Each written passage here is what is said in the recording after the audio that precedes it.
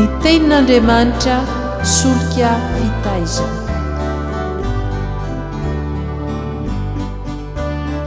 Fandaharana atolotry ny radio teny fiainana miaraka amin'ny fikambanana hira sy filazantsara.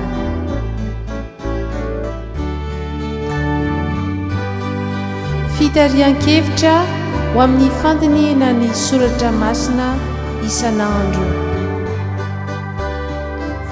Fa tsy menatra ny filazantsara ao fa herin'Andriamanitra ho famonjena izay rehetra mino izany.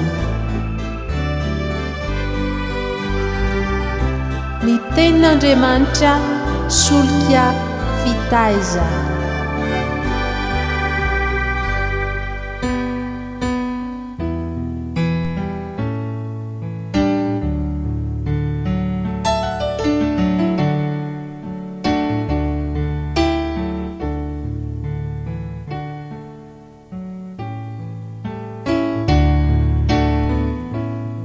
Dia falindray miarabantsika havana rehetra mpiaino sy mpanaraka ity fandarana ny tenin'Andriamanitra solika fitaiza eto amin'ny radio teny fiainana.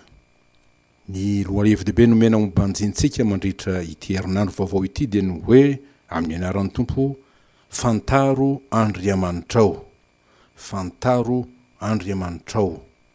Ary dia zany koa no natolotra ho velarintsika vetivety amin'ity andro alatsinainy 20 oktobra ity ka andraisantsika ny afatry ny mpanao salamo manao hoe andramo fa tsara Jehova.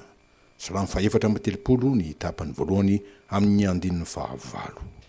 Marina sy tsindrina avy hatrano fa ny lohahevitra dia tsy hoe fantaro Andriamanitra mety anaovan'ny sasany ady hevitra tsy hitalany ary tsy dia misy vokiny zany, fa hoe fantaro Andriamanitrao. Zay tsy inona fa fitaomana asy ianao hitady azy sy hahita azy ary indrindra halala azy mivantana sy manokana ka ho afaka hiteny tahaka ny Tomasy mpianatry ny Tompo manao hoe Tompoko sy Andriamanitro amin'ny janona toko fa 20:20 zany. Fa efa tonga tety amintsika tokoa Jesosy ary amin'ny alalan'ny teniny velona sy mahery dia mbola tonga mamangy antsika izy. Fa ny fandrenesana ny hoe fantaro Andriamanitrao dia tsy ambambana fa to masadakitra ihany tokoa. Nahoana ho ianao? Satria izany dia mampanontany hoe Andriamanitra inonao sy ivavahanao ve dia tsy fantatra ao akory.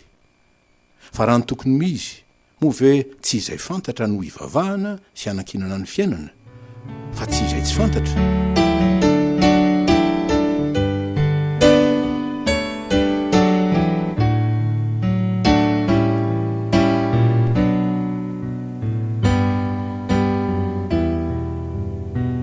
Ny fikendren'ny Tompo antsika dia ny mba hahalalantsika tsara izay ino antsika sy ivavahantsika.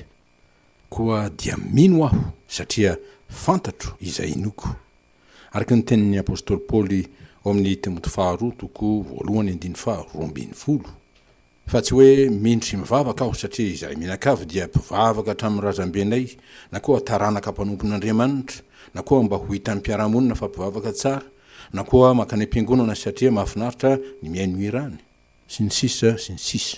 Mazava ny fanambaran'i Jesosy tamin'ilay vehivavy Samaritana nresaka taminy manao hoe raha vehivavy mino ahy, fa avy ny andro ka tsy amin'ity tendrombohitra ity na any Jerosalema aza no ivavahanareo amin'ny iray.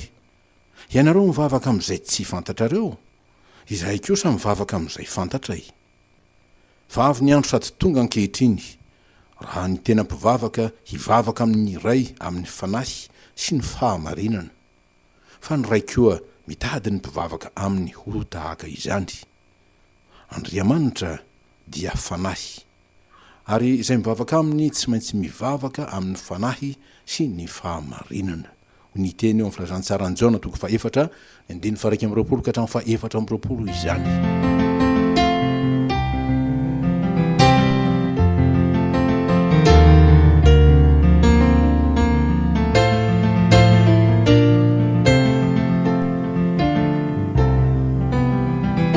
Mba araraka izany fa ny finoana sy ny fivavahana zay tsy miorona amin'ny fahalalana marina izay inoana sy ivavahana no atao hoe finoa no am-pona.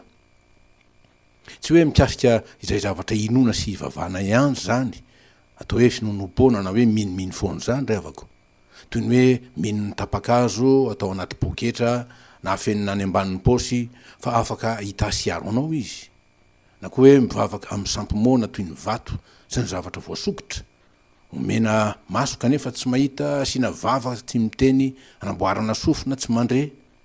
Ireny dia efa foana raha teo, zany hoe tsy manana hery na fahefana hamonjy fa ny olona ihany no mety hevitra izany. Ary raha sanatria azaka misy milaza azy ho masina reny zava-pony reny na manakasiny ireny, zany hoe manan-kery, de mazava fa ny hery avy amin'ny maizina de ny devoly no mety nampitoerinao aminy na miasa amin'ny alalany ary misoloky ny toerana. Ary dia izay no andringana an' Jesosy azy satria mamitaka no mangalatra ary manimba, izay no ataony amin'ny olona.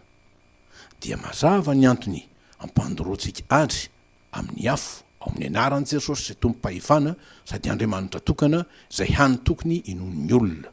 Ary dia fomba hitsy zany hatramin'ny nahavelomandreo ray aman-dreniny tobo lehibe amin'ny fifoazam-panahy zany, ary mandraka ankehitriny dia eo amin'ny tobo-masina no hanaovana toy hoe fandoroana ny sampy mona, na mikaikaiky ataony inona ary izy dia mona. Ary dia io no nahatonga an' Jesosy izahan-toetra, anefa koa hitarika ireo mpianany ho amin'ny fahalalana tsara azo tompo, fa nisy tokoa ny tsy fahalalany ireo an' Jesosy. Ary dia niseho miariary zany tsy fahalalany an' Jesosy zany raha niteny tamin'izy ireo ny tompo ka nanao hoe fantatrareo ny lalana ho any amin'izay alehako. Valiny Tomasy izy manao hoe tompoko, tsy fantatra izay alehanao ka ataonay ahoana ny fahafantarana ny lalana? Ary dia hoy Jesosy taminy, raha nafantatra ianareo dia ho nahafantatra ny raiky koa, ary hatramin'izao dia mahafantatra azy ianareo sady efa nahita azy. Jaona 4:15-17 fa misy filazana tokoa ao amin'ny filazantsarany Jaona hoe izaho sy ny ray dia iray ihany. Tsy inona io tsy fahafantarany an' Jesosy zay tiany Jesosy ampahafantarana azy io, fa ny Mahandriamanitra azy dia ny firaisany amin'ny ray. Ary dia toraka izany koa ny nahazo an'ny Filipo, mpianatra ny tompo namany Tomasy, araka ny voasoratra hoe ny anaran'ny tompo hoy Filipo tamin'ny Jesosy zany, tompoko, aseho ianay ny ray dia ho ampy anay izany. Hoy Jesosy taminy, zay elizay no efa nitoeraka teto aminareo ka tsy mbola fantatrao ihany avao ry Filipo. Izay nahita ahy dia nahita ny ray, ka ahoana no anaovanareo hoe aseho anay ny ray? Tsy mino vahy ianao, fa izaho ao amin'ny ray ary ny ray ato amiko. Ny teny zay lazaiko aminareo dia tsy avy amiko zany lazaiko zany, fa ny ray mitoetra ato amiko no manao ny asa. Mino ahy fa izaho amin'ny ray ary ny ray ato amiko, fa raha tsy izany dia mino ahy noho ny asa ihany aza.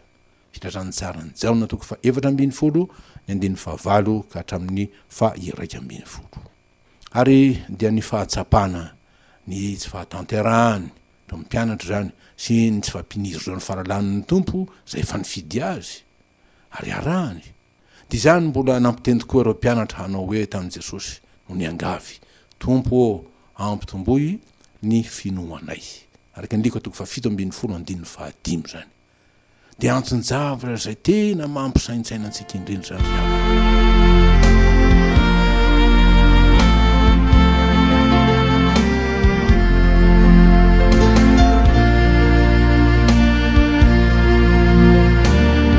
Rehefa zay, inona ary ny fampianarana azontsika tsy hoaina? Araka izany dia mitandrina ny olom-bao fidin'Andriamanitra sy izay rehetra nandre ny antsony tompo ka nanaraka azy sy manompo azy, mba tsy ho variana na hatoko tena, fa rehefa hoe voantso izy na koa manao ny asan'Andriamanitra na inona mety ataony amin'izany asan'Andriamanitra zany, dia everiny fa ampiorina ny finoany sy hamarina azy io mason'Andriamanitra zany, ary dia hanana ny antoka fa ho lavorary tsy misy kokianina ny fiainam-panahiny, na koa misy madilana ho tenitenina sy bango fenoina ny fifandraisany amin'Andriamanitra. ny antom-piheverana toy ireny no ararotiny devoly fa avalo ny finoana hamelezana ny olon'Andriamanitra. Ary dia io no mahatonga ny Paoly hanafatra sy ampitandrina andra Korintianina manao hoe amin'ny anaran'ny Tompo koa izay manao azy fa efa mijoro tsara dia aoka izy hitandrina fandrao ho lavo. Korintianina 1:12. Ary dia ireo tokoa ny fanajambana ny masom-panahy maro izay mety angetaeta ny famonjen'Andriamanitra sy andray ny vatsim-panahy avy amin'ny tenin'Andriamanitra. Fakam-panahy ianina amin'ny fanarahana fombafomba mpivavahana izay heveriny fahavonjy azy. Mazava indrindra ny teny Jesosy ny amin'izy ireo manao hoe koa foana ny ivavahan'ireo amiko izy raha mampianatra ny didin'olombelona ho fampianarana izy. Mateo 5:7 zany manondro indrindra reo fariseo sy mpanoratra.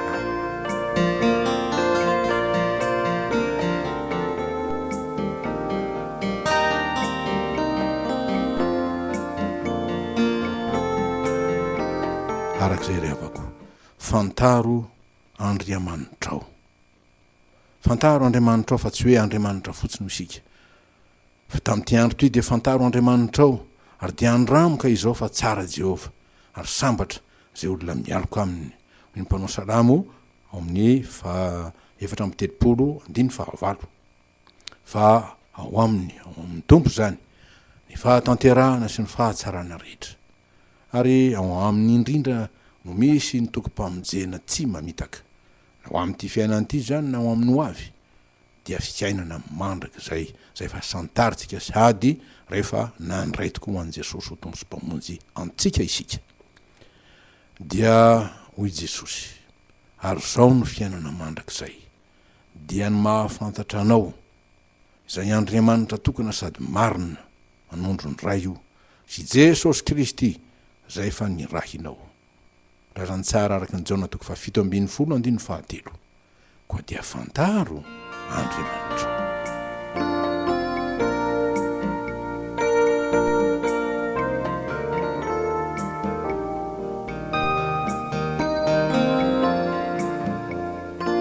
Andeha ho fesintsika izao tari-pampianarana ho fandiniana sy fandalinana ary fanorenana ny finoantsika izao. Fantaro Andriamanitrao. Nahoana? Satria manaiky ny ho fantarina tokoa izy. Ary fantaro fa tsara ny Tompo. Dia araka nambara tamintsika teo zay hita ao amin'ny vaky teny 2 amin'ny Perikiopa Salamo 4:9-5. Araka izany ny vaky teny voalohany amin'ny Perikiopa antsika ny Marka 7:1-7. Dia milaza indrindra fa Andriamanitra dia manaiky ny haneo ny fahefany hanafaka ny olona amin'ny rofy izay tsy mety sitrana. Eto dia nanafan'ilay lehilahy marenina sady raikidela zavatra tsy hain'ny olona izany. Ka tantara ary fitarafana indrindra ny asa fanavotana ny mpanota amin'ny fahontany zany. Aretina tsy sitran'ny olombelona. Fa izy Tompo dia Jesosy Kristy ilay maty ho azy ho antsika no mahavita zany fanavotana izay manafaka amin'ny ota izany. Fantaro Andriamanitrao fa manaiky tokoa izy ny haneo ny fahefany hanafaka ny olona amin'ny rofo rehetra izay tsy mety sitrana.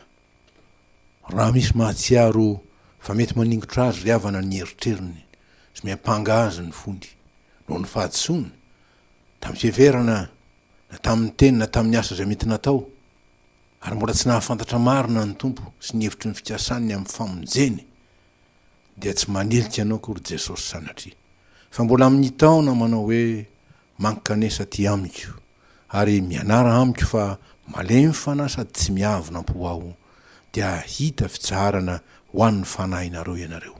Mateo 2:17 sy 7 zany. Zany dia fihavanana sy firaisapo ary fiombonana antoka izay ataon'Andriamanitra amin'izay rehetra mitady azy ary mandray ny famonjeny manaiky azy ho Tompo sy mpamonjy.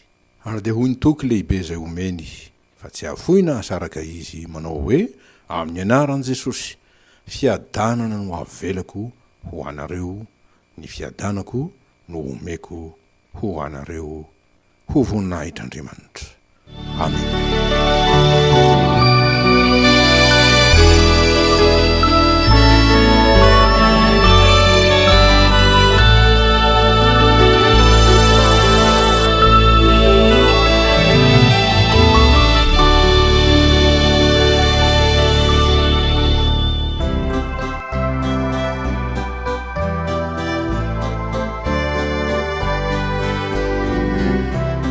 Ny tenin'Andriamanitra solika fitaizana.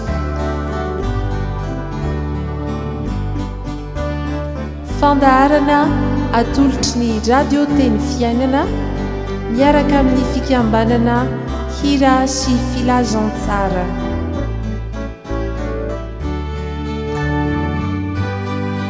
Fitarian-kevitra ho amin'ny fandiniana ny soratra masina isan'andro.